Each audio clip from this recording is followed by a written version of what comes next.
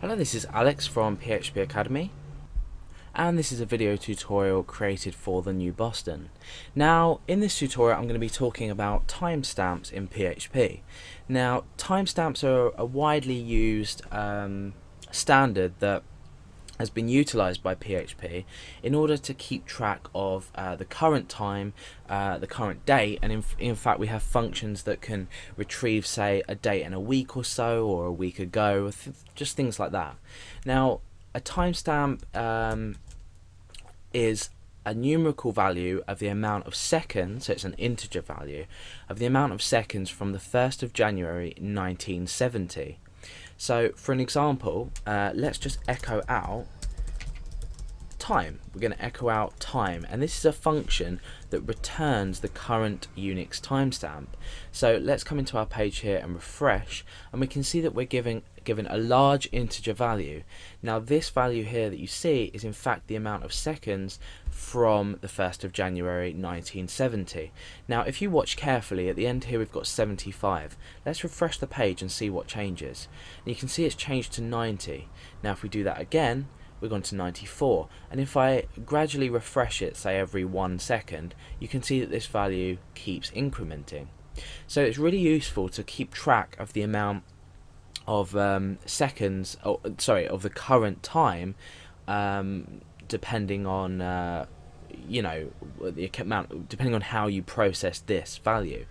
At the moment, if I was to say I uploaded a file, or I processed a comment, or I just did anything on a web page that would require me, or the functionality would be there to tell me when I did it. For example, let's say I did post a comment, I might want to create my website to show when the comment was posted. Now if you were showing your users this value, they wouldn't really make much sense of it. I could say, for example,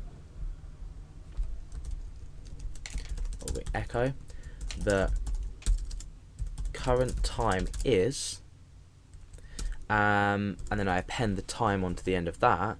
If I refresh, this is really it's not user friendly at all, because what we're doing is we are showing the time in terms of from a certain date within seconds, but we're not actually displaying it in a human readable form. So how can we change this? Well, let's just get rid of that for now. And let's go up here and create a variable called time and give it the current timestamp. Now down here, what we can actually do is we can create a new variable called actual time, and we can process this using the date function.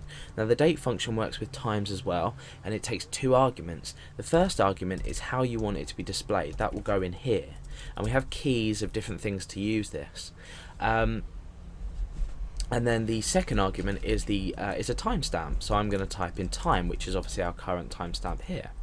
So I'm using this date function to process our timestamp and show it correctly. So obviously after this, we're going to show the actual date, so we can append that on there.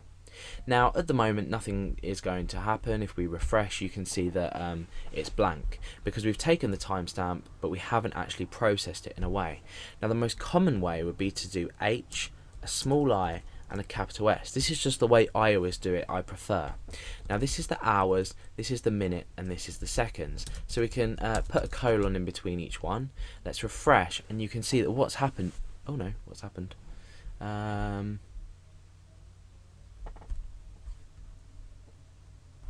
Okay, yeah, that's because I've put actual date instead of actual time there. That's my variable naming wrong there. So let's refresh and we'll see what's happened.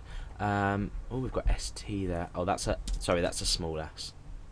Refresh. So, okay, now we're showing the current time is 20:14:34, and if I look at my clock on my computer right now that you can't see, I know that that's correct. So if I refresh, you can see that this time will increase.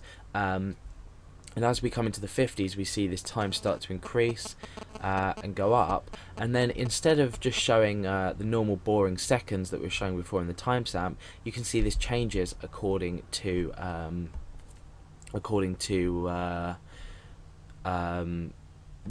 the timestamp that's dynamically updating, because the seconds are increasing. So we can format this in any way you like. If you go over to the PHP manual and search for the function date, you'll be shown lots of examples of how to format this.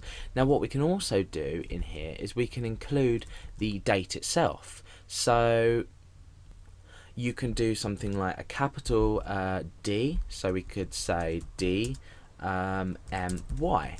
So this is going to show you the date, the month and the year, because obviously using a timestamp we can work out what the day is, the month and the year as well. So if I refresh that, you can see it's coming up with Friday, April 2011. So I can change this again. I could put, say, a small d and a small m, and what this is going to do is this is just going to process it slightly differently and show it in numerical format.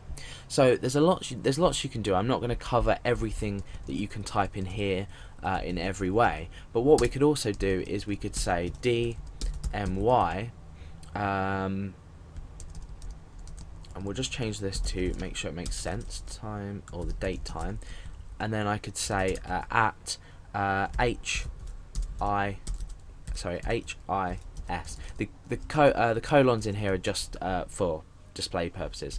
So this now reads the current date time is Friday, April 2011 at 8:16 and 31 seconds.